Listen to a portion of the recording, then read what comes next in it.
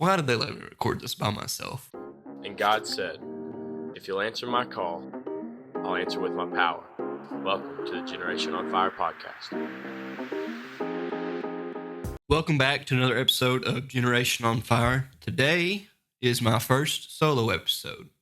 I said we was going to try out and pump one out every week, and just having three dudes with families and jobs, it's kind of hard to schedule everything around that. But this is a topic that I think it's pretty interesting. Otherwise, I wouldn't be doing an episode on it. But I think it's very telling about what could happen to America, one way or another. Today, we're talking about Mormons, the American Muslims, as they have been coined at times. And this is not the episode where I will go over what they really believe, why they're wrong, or anything like that. Today, it's more of just looking at them as an institution in the state of Utah. Because a fun fact is 60% of would they be Utahns? Utahns? Anyway, 60% of the people in Utah claim to be Mormon. And their legislator does not reflect that. Pretty much their governor, their state senate, and their senators for federal are almost always 100% of the time Mormons. So while there is a majority, about 60%, so 40% not, the majority of the state is Mormon, but almost the 100% of the electorate is Mormon. And that's something very interesting if you think about it, because it's not so much that the 40% doesn't have a say, it's that the 60% has such an overwhelming majority that what they want goes for the most part. And I think that's very interesting because I think the last several presidential elections were won by like a couple points. So you had like some be like 49-51. That is a close. In fact, if you're looking at this through a political lens, let's just say you have 60 something, 40 something. That's a 20% increase. That's a 20% positive compared to the lower. And it's interesting. But there's also something else interesting that counts towards Americans as a whole. And that is about anywhere between 62 and 67% of Americans claim to be Christians. And one of the things you notice, disclaimer, I've never been to Utah, but I've done a lot of research on this and lots of YouTube videos, and I have firsthand accounts from several people. When you get into Utah, you know it's Mormon. Like, it's just different. It's not so much just like un-American. Like if you were to walk into Dearborn, it's just, that's a LDS place. I believe there's a revival coming in America. And while 60% of people claim to be Christians, I would probably put that number more around 20 at the most, 10 to 20%. So we have a lot of weak and feckless Christians that don't do anything and don't believe, and they rest on the laurels, and they're worthless. The Mormons, they seem to believe, or they seem to really live out what they believe. Whether you like them or hate them, it's just part of it. But quick disclaimer. The Church of LDS claims to not really promote one side or the other, like Republican or Democrat, doesn't really matter. They advocate for, or they're politically neutral, something kind of what they believe. That's what their head says. So, like, if you go into an LDS church, the pastor might preach on conservatism and not really say names, but you get the idea. But one of the things I want to talk about is politically Utah.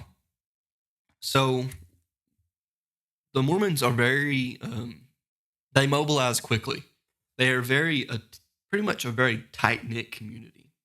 So let's just say somebody from your church wants to run for state senate. Well, since there's such a large church population, what you do is you bounce back and forth to church, and if there's a church group in each one, you go to that church group. And you're like, hey, my name's such and such. I believe this and this.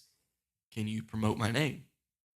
And therefore, that church is voting for you, and then it's copy and paste from there on. So they're very quickly able to mobilize and vote. Because while the church seems to preach neutrality, the people clearly do not. Well, they don't advocate for candidates. They probably advocate more for parties than anything. But their legislator, it's not uncommon for 90% of the makeup to be LDS. I don't know I forgot to look how many actual senators there are in Utah, but let's just say if they had 100, 90 plus of them are going to be LDS. That is wild because even half of the Democrats that run, because they're LDS, Latter-day Saints, Mormons, same thing, pretty much. They lean more Republican just because they're conservative. They have more conservative values, so they lean more that way. But at the end of the day, they're kind of their own sect in the Republican Party in a way. It's very interesting. But 90% of their legislator is LDS. So if you had 100 and you had 90, you can tell the 10 to go kick rocks, pretty much. And what the 90 wants is what the 90 gets. And since they have such a core shared purpose, they can about pass any bill that they want constitutionally. And to teach Utah history is actually to teach quite a bit of Mormon history, because the Mormons were advocates for statehood. Originally, I don't have the American map up here, but Utah wasn't going to be called Utah. They had their own name for it. I think it was Deseret. And it was going to be from pretty much the start of Utah halfway to California, most of New Mexico, and really far up. It was going to be this huge state. And because nobody liked Mormons at the time, it was 1840s, I believe. They're like, no, we're going to give you still quite a bit of land and make it a state, but there's going to be a lot of federal troops there to make sure that you people do not succeed and cause a war. And if you know anything about history, you would know that in the 1860s, something happened very important in American history: a civil war. The largest group of Union troops was in Utah. So that's just funny history right there. But the church itself puts education very high up on the list of their young people. It's like, they definitely love trades and stuff like that. But there's such an emphasis preached for education and higher education that the church, I think I might have it in here somewhere. Anyway, Mormon youth attend college way higher than the national standard, or the national average. And one of the way, because if you send 100 kids into any just state-run school, state college, 90% of them will come back liberal, as so liberal, it's not even funny. But the way the Mormons got around this is they have their own university. BYU, Brigham Young University. Brigham Young was their second prophet after Joseph Smith. And he led the Mormon church for a long time. He is very high up on pretty much like their hall of faith. So they have this institution, and this is where I really want to get into, that teaches their young people in the ways of them. Like, this isn't just a Bible college. This is an actual university that teaches STEM. So, like, you're Mormon, and you go to a very Mormon, how do I explain this for us? It would be like Hillsdale. Hillsdale is a very conservative college. Hillsdale, they promise to teach conservative values. They teach a lot on the founding fathers. So if you send your kids there, you know what you're more than likely going to get back.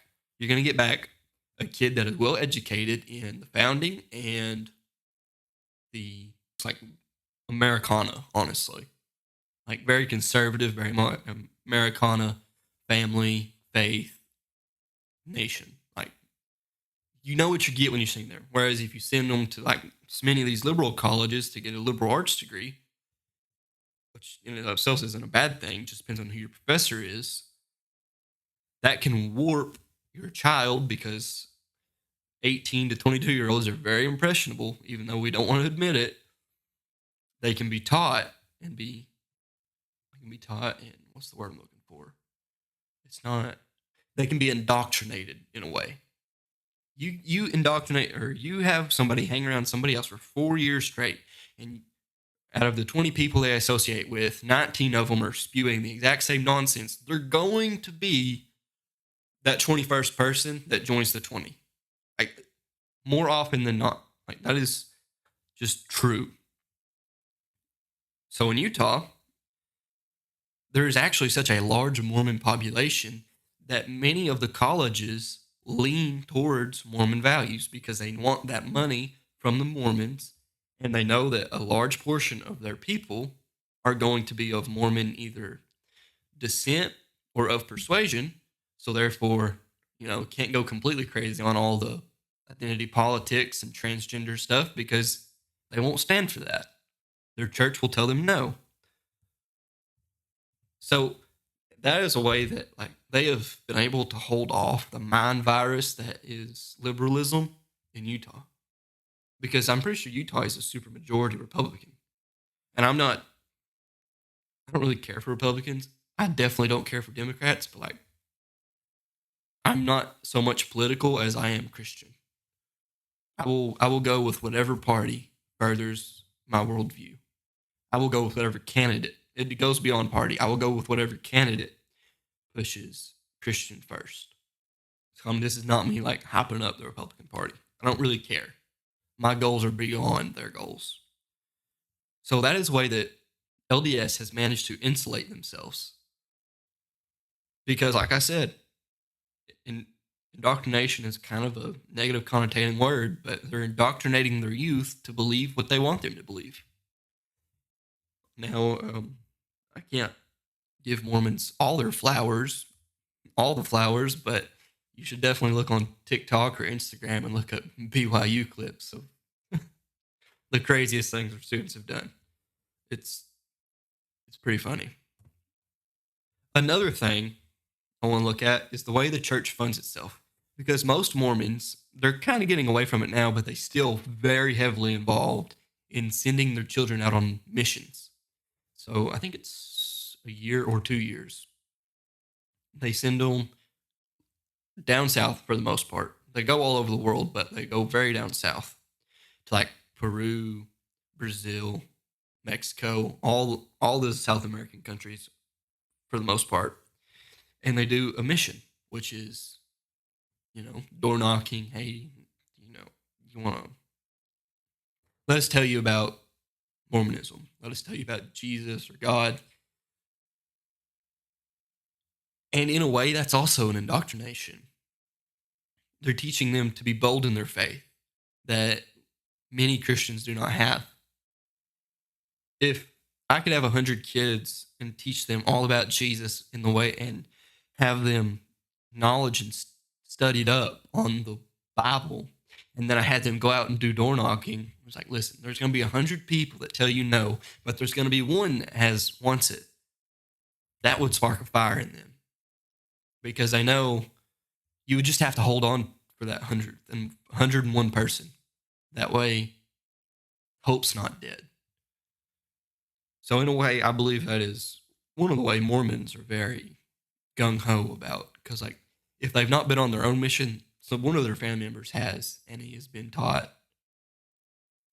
Honestly, it's a form of radicalization. here is one of the very interesting things. Mormons have a very large, it's not called a hedge fund because it's not, air quotes. They have two things. They have a desert trust company, which is mostly focused on Mormons. I use my phone to record this right now, so I can't pull up their mission statement, but I had it screenshotted and I was going to read it off.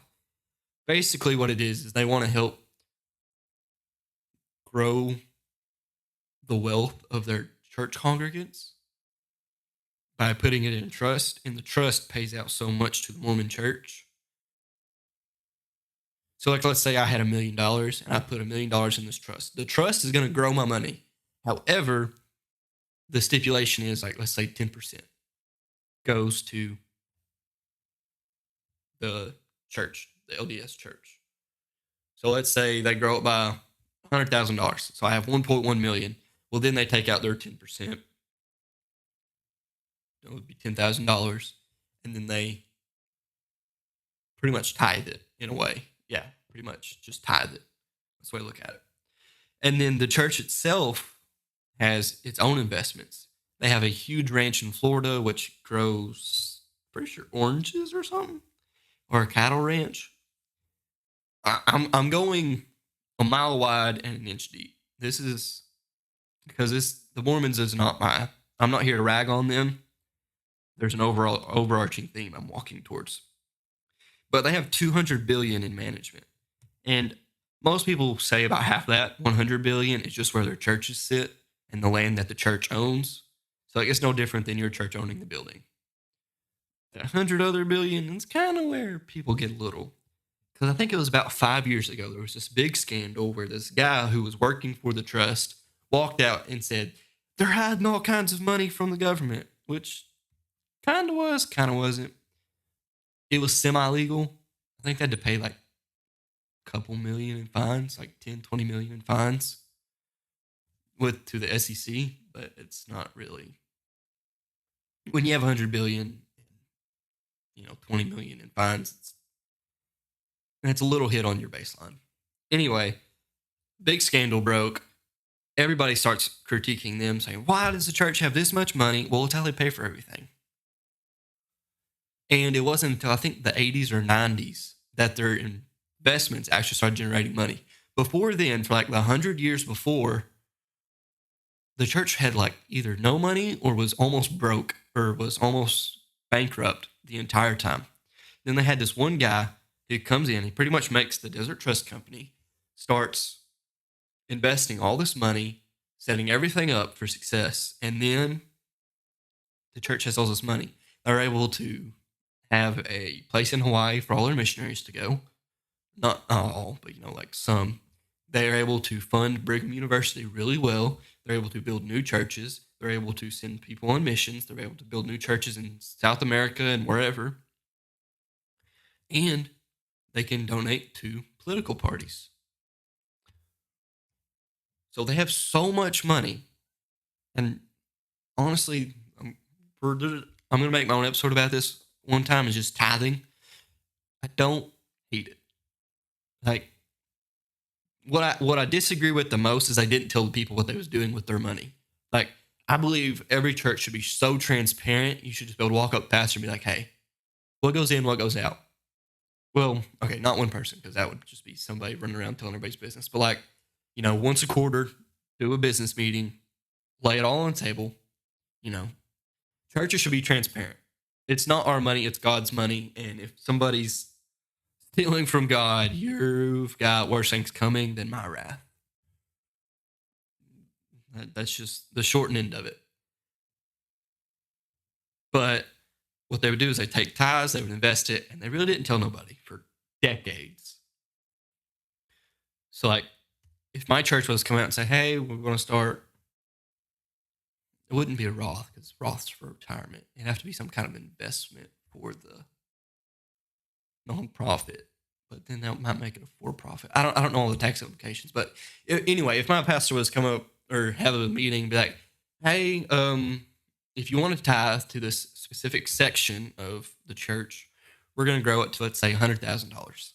And once that does, we're going to withdraw 4% a year, or 8 or 5, whatever. Anywhere between 5 and 8%. We're going to withdraw that a year. We won't touch the principal. It's going to be in the stock market, just like randoms or like ETFs and stuff. And that's how we're going to pay for church camps and church stuff and part of the salaries for the people. I would be all for that. I would be all for that. That is just, I would be hard pressed to find a reason why that is evil and why that is bad, as long as it is done transparently and just openly. However, what I wouldn't want to happen is them to just, take my money out of the tithing pot and put it in there. It would have to be me willingly putting it in there. But anyway, so like, I'm not dogging them for this, but also I don't think you need 100 billion. Like, at what point are you growing the money just for money? I mean, you could probably pay for Brigham Young University for the next 100 years on that. But anyway, that's how the church generates a lot of money. Most of it is from tithes and offerings. But there's a lot of salaries. It's a very large, I don't want to say denomination because it's really not. It's more of its own religion. So like, there's a lot of pastors and stuff, a lot of new churches that can be built, a lot of outreach that can be done. And that's a lot of the way they fund it. Tithing and their trust companies. So I think that's interesting. And I would not be opposed to any church starting that. A lot of churches, especially like denominational ones, do that in a sense. A lot of what happens is the money goes up. Like you pay dues. A lot of the money goes up and then it trickles back down. So like the Assemblies of God, I think, I'm not 100% sure. I've never been. But 90% of their money came from tithes. It's like that 10% where they're like, hey, we have we want to get our parking lot paved. And it's a lot more than what we got now. Can the denomination pay for this? And that's just what would happen if it got approved. So like, I'm not against that. But there needs to be goals, needs to be transparent. And one of the ways the LDS, the Mormons, have transferred Utah is strict, very, very, very, very, very strict liquor laws. There still is liquor, which is kind of odd to me. Like, why would you not ban it? So, might be some sipping saints, but whatever. They're very, they have these machines in bars. It measures it out because, like, you can't serve very hard shots or, like, very large shots. So it automatically pours it, the computer does, and then you can dispense the shot. And then their alcohol is, like, very low percentage alcohol. And many of the church abstains from energy drinks and stuff, which is what I will thank the Mormons for, is dirty Dr. Peppers. Well, just dirty sodas in general, actually, I think. Yeah, I'm drinking a dirty Mountain Dew right now. That's pretty much where that got started, was Utah. Mormons, God don't want you to have an energy drink, but you can have a Route 44 from Sonic, which is like a gallon. I don't know how long it is or how big it is, but it's like a gallon of just soda with a little bit of lemon, and you can drink that in the morning. That's perfectly fine, but God forbid you drink an energy drink. Anyway, they have a very high volunteer rate. Like, there is a very robust, and that goes back to the political motivations, right? Very high political volunteer rate too. Like, you're a pastor, let's just say, to run for state senate. A lot of kids and a lot of adults will volunteer for his campaign. Go be door knockers and hand out flyers and mailers and stuff. So they have a very robust volunteer rate, one of the highest in the nation. They have larger family sizes on average. They have the highest marriage rates in America, which is good, and the lowest wedlock children, which is just children outside of marriage. They have the highest marriage and the lowest children side of marriage, which is just looking at it. If you're agnostic, you can see that as a good thing, honestly. So, like, anybody can look at that and be like, that's a great thing. And that's pretty much because of the LDS. Arkansas, I believe, is either number one or number two in divorce rates. It has not been good to us. It is, I think I graduated with 38 people in my graduating class. Actually, it might have been 40 something. There was maybe 7 of us that had parents that got married, had children, stayed together. In that order. Maybe 5 or 7 of us. So, like, it's coming from the state with the highest divorce rates, it's not good. It's not good because, like, it's just messy, and no child should grow up under that. Some people make it less messy, but it's still messy. Now, here's what I want to draw our attention to. The Mormons have a very interesting blueprint that we can choose to learn from and not like necessarily follow, because I don't want us to be Mormons, but adapt for our own uses. As a Protestant and as somebody who goes to a non-denominational church, it is harder for us to do stuff. We don't have backing from any denomination, from like more churches to bear the burden of financials or anything like that. If we do anything, like, we have a parking lot we're about to get paved. We have saved up for a year, probably, close to. And we built the church almost completely by ourselves, by men showing up and building stuff. It's not been easy to do some stuff. Like, it's just matter of fact. Money. You should never love money, but we live in America, a capitalist society. You've got to have it. So to do outreaches, to put gas in vehicles, to go somewhere, to teach our children and take them to a church camp where they can have some kids. We have kids at church camp that show up. People will pay their way for them. That's like the most peaceful time of year they get, because they get out of the house with screaming mom and dad, away from kids, and they get told about Jesus. Who doesn't want to support that? Nobody wants to walk into, we're weak Christians. Nobody wants to walk into a church with no AC. Nobody wants to go get baptized in a river anymore. We all got to have barbecue tanks. Like, this part of it. It shouldn't be. I agree. But you start living like some of these less, I don't want to say it like that. Do church without all of the amenities and see how many people show up the next Sunday. We are weak and terrible and feckless Christians. We are. And money helps us to draw people. There should not be, okay, I'm going to have to go off on this because this is going to get taken the wrong way. Money should not be the goal, and we should not flaunt it. There should not, when you walk into a church, it should not look like Six Flags. There shouldn't be a coffee stand. There shouldn't be this. There shouldn't be that. But the lights should be on. The pastor should not live in squalor. Like, he shouldn't live with a dirt floor because he's dedicated his life to the preaching of the cross, and the deacons won't give him any money. The youth pastor should be able to spend money to have games and pizza to draw kids in, but then tell them about Jesus, because Jesus is the most important thing. Like, there should be electricity in a modern day church in America. There should be live streaming. We can't do,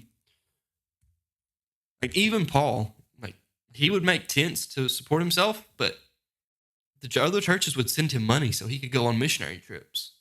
You cannot, in good faith, say that, well, the pastor shouldn't get paid. Well, nobody should get paid. It should all just be for love of the game. If we had love of the game, we'd starve to death. Well, God would provide. He would. I believe that. The same way Paul never starved to death. But let's be honest. If your pastor lives in a lean-to, everybody, like, I'm not going to that church. You don't tell me to give up everything. I'm not promising prosperity or anything either. I definitely make a outline for tithing and money in a church and have Jake and Tristan here because it's something we got to talk about. Because there's definitely some churches that they're not in it for souls. They're in it for the love of money. You look like people like Joel Osteen and what's the big one? Kenneth Copeland. They don't really care about souls. They're here to teach you. They're here to sell you prosperity, and it comes with a high price. It comes with dollar signs attached. But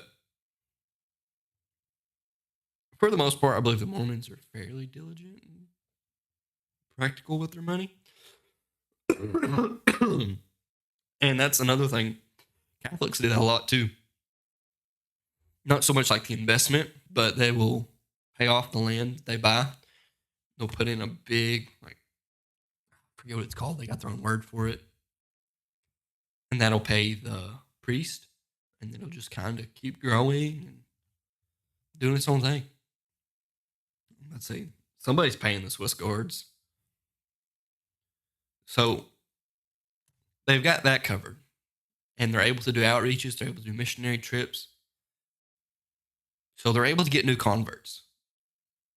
They're able to persuade people to follow Jesus or Joseph Smith. So they have new converts. They're able to fund themselves. Second or third, they're able to teach their children. I can't describe how sad it is. Because I went to college for a year. The amount of people I saw lose salvation. The amount of people who go to college and never come back to church is high. Just because there's such a rot in our institutions that teach our children to hate God and hate everything that is around them and hate their heritage. So if you're able to stop that, able to have your own schools, that's huge. You've secured another generation. Honestly, you've secured your church another 20 years. And the final one is they have, in a way, boiled the frog with the water. You go to Utah and you know there's Mormons there. You go to Utah and you're like, well, this is it now. I think it was Andrew Tate who said, when I walk into a Muslim country, I fear God. It's like, no, you don't. You fear man. But because I take their religion so seriously. That's kind of what it's like in Utah. You go and you walk in Utah, you just know this is where the Mormons are. The percentages in Utah is very close, if not the same, to the percentages of Christians in America. Why do we have so many wet counties? Why is there an abortion clinic around every corner in every major city? Why is there slums? Why do we not care for our fellow man? Why do we not have such a robust volunteer rate? Why do we not do mission trips into the slum I was going to say into the slums, but then I was thinking about somebody getting gang shot. But still, why is there no outreaches? It's because we're not living for Christ the way we're supposed to. It's because we don't love him enough to tell somebody about him. Because we don't love him enough to give our church 10% of what we make. Because it's not our money, it's God's money. And another thing I want to warn us about, America has a problem with importing the third world right now. Imagine if 60% of Americans are from the third world. It'll be a third world country. You go to Dearborn, Michigan, and they're playing the call to prayer. Imagine if America was 60% Muslim. There would be beheadings on the side of the street. There would be Sharia law. There would be Sharia courts. Some people are too stupid to realize that Islam is the enemy. They want to coexist when they don't want to coexist. They want to chop our heads off, and they want to destroy our way of life and destroy us because they don't love Jesus. They don't love God. They fear their God, and they're scared of his wrath, which is a demon. They fear a demon. Actually, I'm going to dog on the Mormons again. Lane theory. the demon that Joseph Smith found in New York in the caves, I would be willing to bet it's either one who knows the demon that talked to Muhammad or is the exact same one. Like their stories are so close to the same. It's hilarious, except it's very serious. I want America to be a Christian nation. I want to walk down the street and wave to my neighbor and have deep theological conversations with my neighbor because they love God and they've read his word and they've studied his word. I want to show up to church and to be packed with like-minded believers. I want to be able to go to a college where my beliefs is everyone else's beliefs, where we love God. I want to work in an environment where so many people believe what I believe. I want to live in an environment where we're not scared to share our faith. And it's high time we wake up and start doing that. Even if we're 2% of the population, we should be doing that. But if we're 60% of the population, like the reports say, there needs to be transformation today in America. There should have been transformation yesterday. Thanks for watching. Please go like, subscribe. By now, our first episode should be live on YouTube, Facebook, all the other major streaming platforms. I'm very active on X under Generation on Fire. It'll be the one with our logo and the name.